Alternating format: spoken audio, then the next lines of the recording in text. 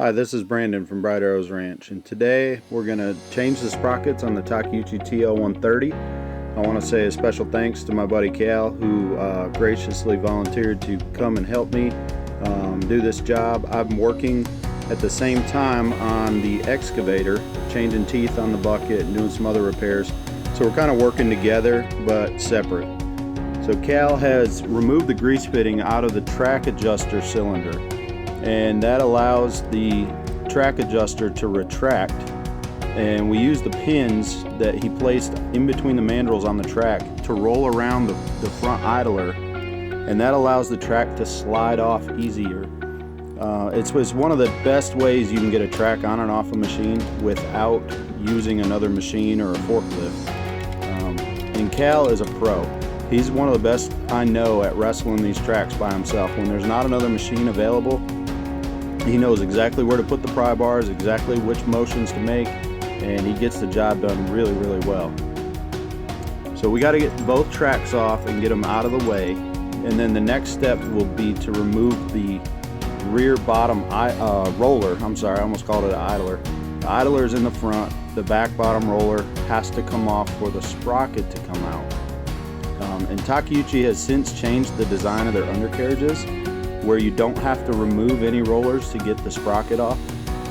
So we do this on both sides. You can see the pins rolling around the front idler, and it makes it easy to slip that right off. These tracks have embedded metal mandrels, they call them. They're like cleats, and the cleats go every few inches, and that's what the teeth of the sprocket drive the track with. And so inside the track there's mandrels, and then there's steel cables that belt around the mandrels, and then they vulcanize the rubber around the outside of that, and that's how you get your strength for your track. It's reinforced with steel cables. So we've got to clean a lot of dirt out of the undercarriage. I've got my kids around, and I didn't film it all, but they're vigorously working on cleaning the other side while we're working on this side, and vice versa.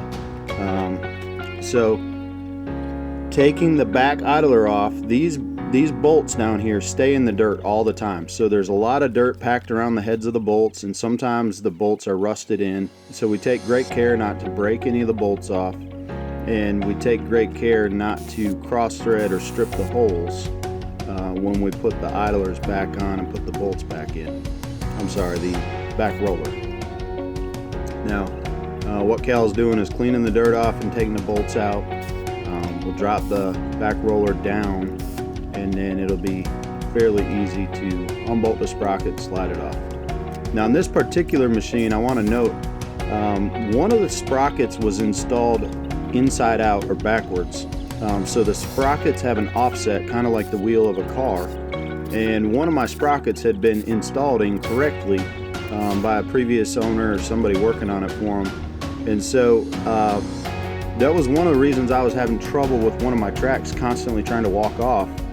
Besides the fact that the sprockets in the undercarriage were extensively worn, especially the sprockets, but the offset was hurting. So we put Loctite on all the fasteners when we go back together, and then also we use an impact for putting the bolts in, but it's important to check them with a ratchet or a torque wrench to make sure that the impact didn't leave anything undone, didn't leave anything loose, because you don't really get a real feel. So to put the roller back up on the undercarriage, we use a ratchet strap, and just use the ratchet strap kind of as a little winch, and it lifts the roller up and holds it in place. Now Cal's using an impact to put the bolts in, but we're going to check them by hand to make sure that they're tight without over tightening them.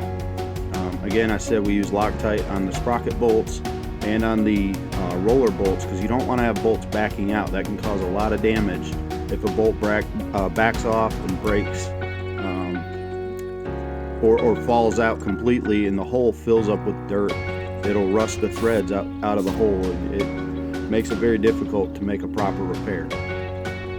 So he's getting the holes lined up. I will say the back rollers on a Takeuchi, they look like they could get mounted either way, but the pillow blocks on the axle on both sides that the bolts run through, one side is machined flat, the other side is casted fairly flat. but it's possible to almost install it upside down, and if you try to do that, it would be very difficult to get all 4 holes to line up. Now, wrestling the tracks on and off, when you're putting them on, you always go over the sprocket in the back first and then under the back roller, and then it's easy to walk the track up around the front idler. And we're going to do that using the machine's power in just a second here, you'll see.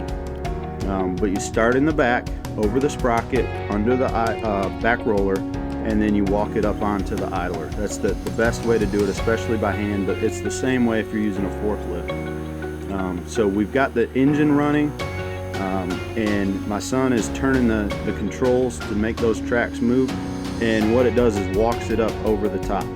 The last thing to do is to put grease back in the adjustment cylinder. It's a ram inside there, and so you just pump and pump, and Cal's got an electronic grease gun. It makes it automatic, and you get the tracks tight till you have about 2 inches under the roller. So thanks for watching. I'm Brandon from Bright Arrows Ranch, and I really appreciate it.